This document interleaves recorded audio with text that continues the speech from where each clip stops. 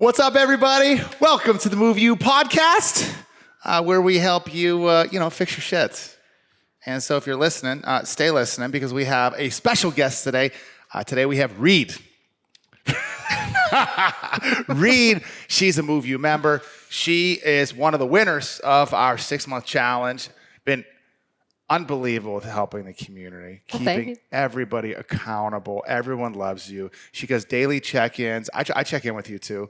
And she's transformed herself, her body, her outlook. I'm excited to learn about it as well. We just met maybe, 45 minutes ago or so. Yeah. And so she actually suffered back pain. Starting 17 years ago. Mm-hmm. Long 17 time. years ago. Saw like pain management doctor, injections, physical therapy. Massage and chiropractic. All those too. Massage, chiro. Yeah. She's outdoor enthusiast, hand balancing, handstands, just loves to be outside of nature. And so maybe you are going to be able to relate with her story, and maybe this motivates you to actually fix your shit. You can do it. Who can't do it? Anyone who's not willing to. Oh, God, it's so true. Anybody who's not willing to. Yeah.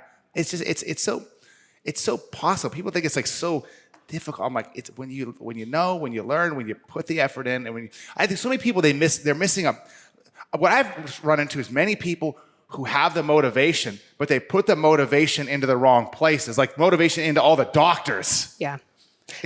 My problem was that I had to hit that wall of I cannot do the things I love to do anymore because I wanted to keep getting it better enough to keep limping along and then just re-injure it again. And I wanted to keep doing that. I didn't want to stop. I didn't want to shelve everything and fix it and focus on the fix. I just kind of wanted to patch the tire and keep rolling, but it just got to a point that that's not sustainable. The time rolling was getting shorter and shorter. Oh. And then eventually there was no more rolling. And so there was no other option. And I think that's probably true for a lot of people. They have to hit that wall, right, to be willing to do what it takes.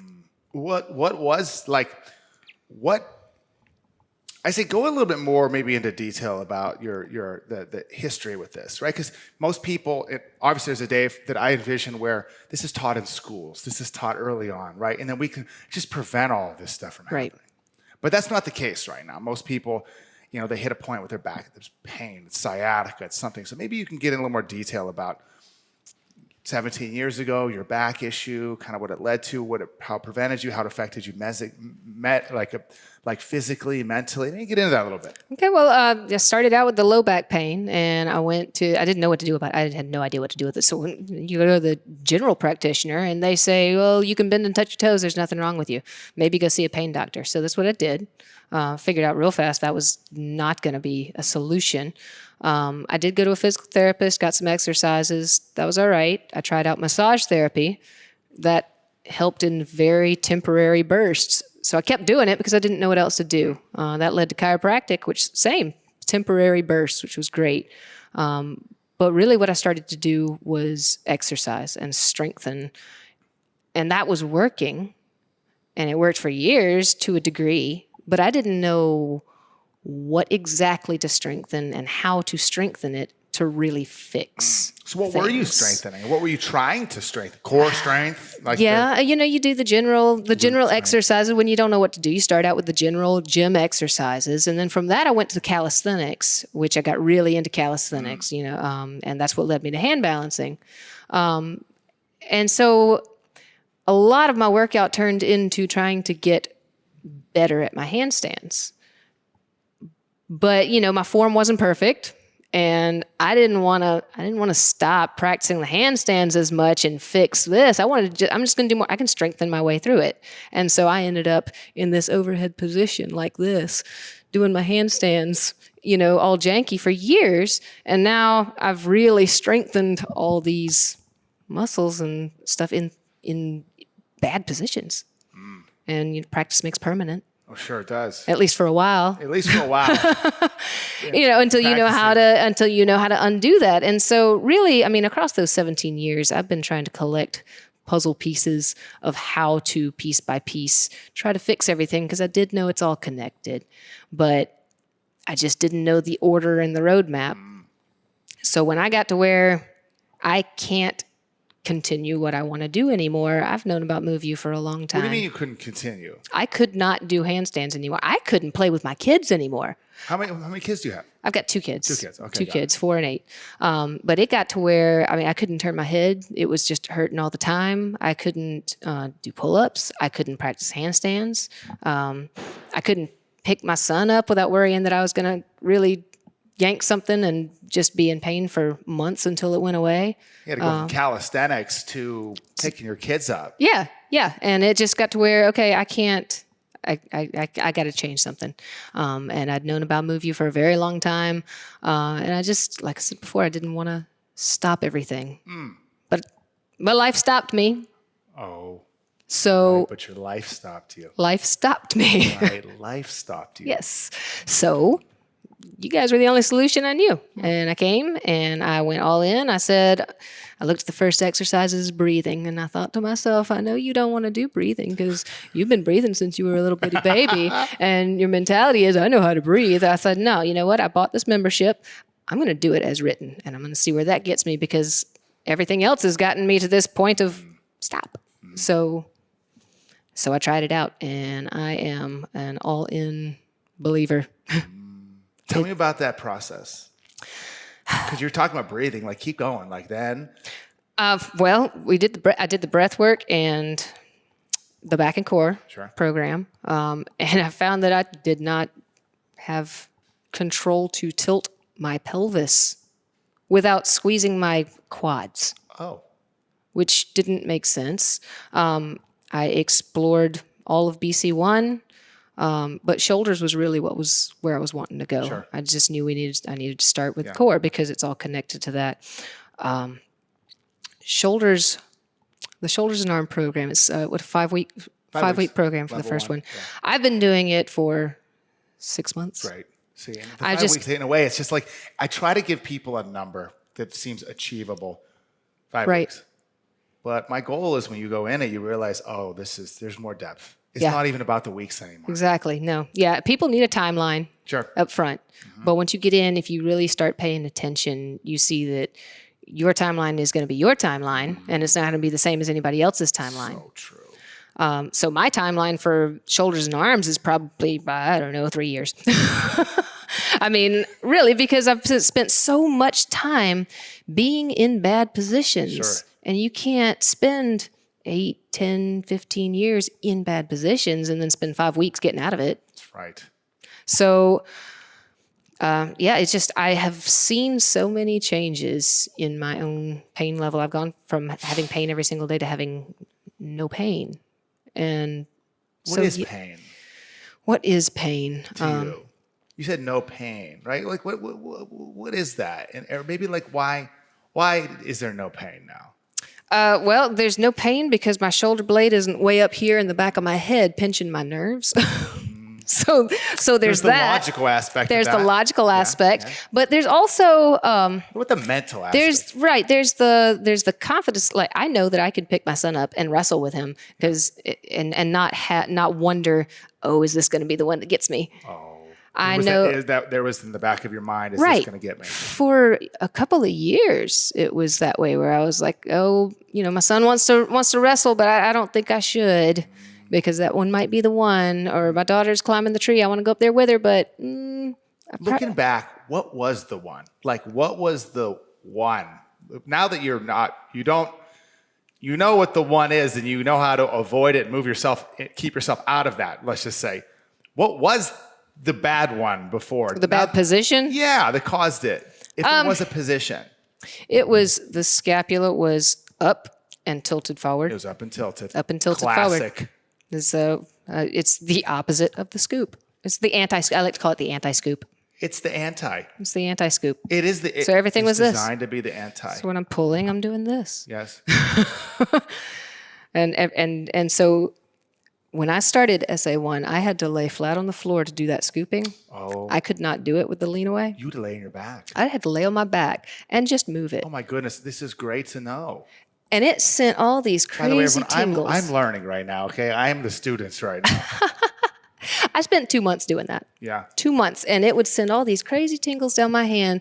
I couldn't make a fist after 10 reps. And then it would fade away and be fine. Numbness. And neurological, after burning. a few weeks of that, that stopped entirely. And my scapula felt like it could access a position that it had never been in before.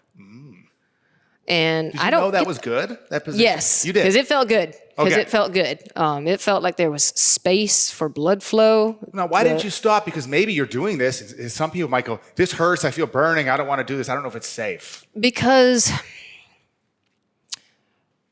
when I would stop doing the exercise, it didn't stay. That went away and it felt better. Oh. So it After felt effect. more like life is coming into places that it hasn't been, and that's what that tingling is.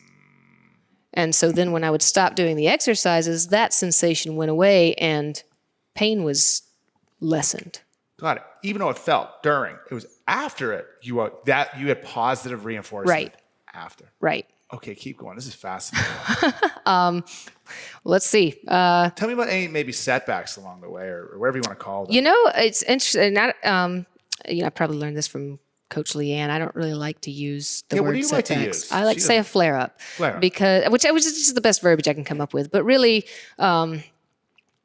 it's when you experience a return of pain. A return of pain. It's a learning experience. Martine, we got to reshoot all the Start Here videos. The return of pain. Yes. That is your body talking to you. It's telling you something.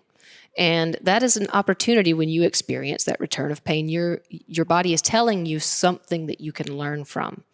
And every time that I have had a return of pain, which since starting the program has been very few and far between, it has taken much less time to deal with it and to address it and to get it worked out.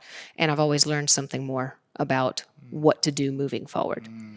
For example, it used to be if I tweaked my neck, it would take months for it to let go.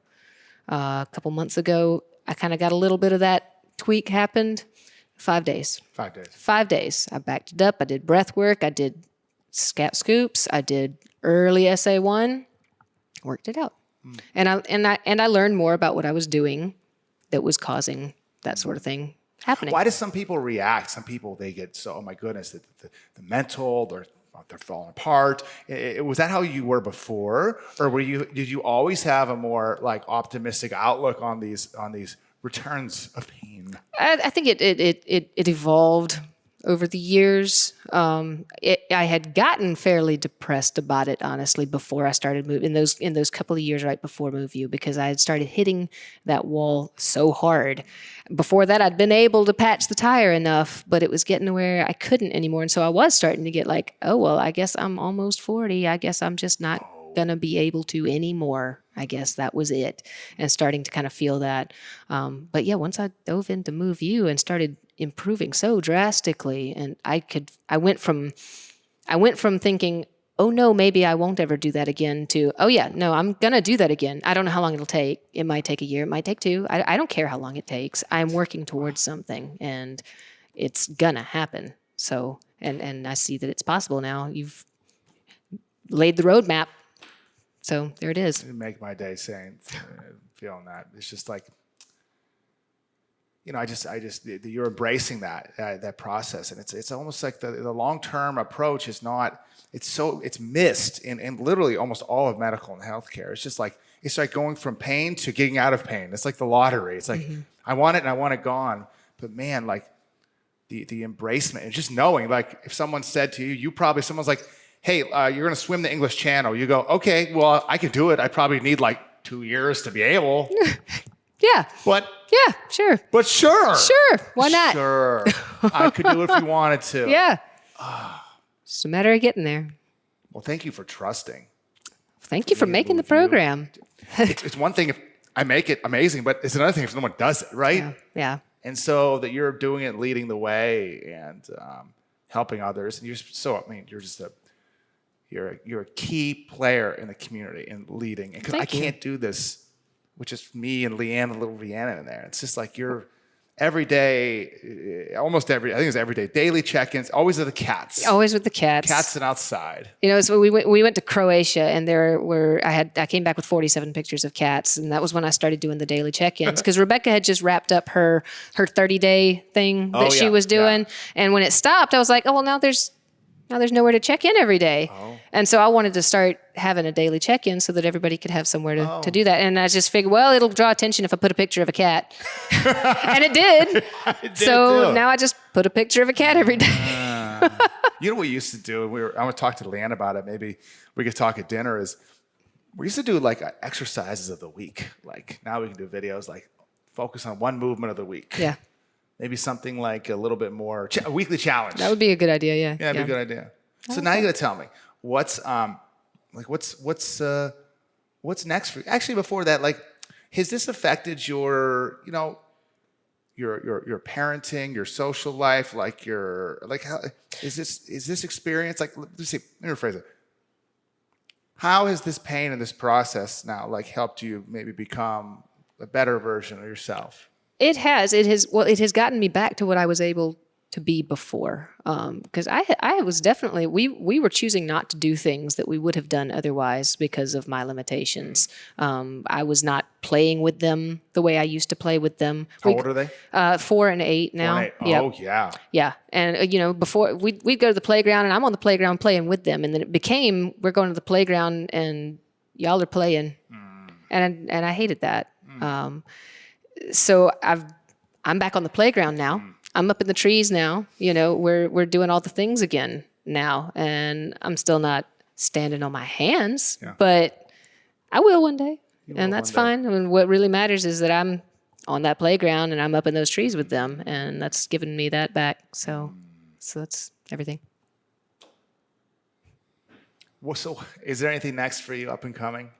Like right now, sounds like you've got your life back with your kids and able to just be a great mother, pick them up, play with them, climb in trees with them, and just be a kid with them. Yeah, I mean, now it's just... And plus they get heavier every year, so... Right, right, yep. What was that story? The guy who carries the calf until he becomes a bull and he gets stronger and stronger his whole life. So there's some story from, I don't remember. I don't know what it is. Going. Okay. Yeah, we'll have to look it up. We'll look it up later. You carry it as growing as you can. Yeah, he starts carrying it as a calf, and then every day he carries it a certain distance as it grows, and he gets stronger and stronger as the calf grows. I'm sure he was in proper alignment. I'm sure he must have been. Happened. It might have been one of those Greek myths where he died at the end from heavy cow.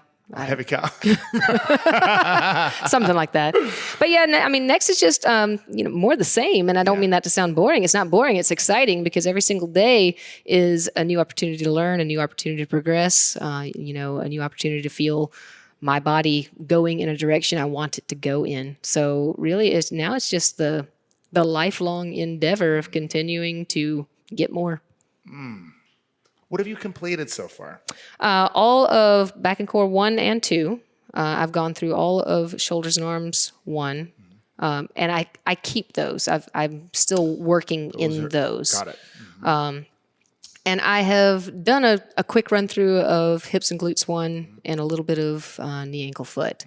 But I need to come back and do a good deep dive in hips and glutes now. And I think my body is telling me, all right, yeah, we still got work to do here, but let's take a minute and come over to hips and glutes. So I think that's going to be my next deep dive focus. Okay. But shoulders and arms is going to stay there for a good long time also. Oh my goodness. I mean, you just made you and Tom both. It's just like sharing this with me. It means so much. I mean, I see clients in here every week, right? But usually the people I see in here, they see me like once and I give them like a whole plan and then they kind of like... Yeah.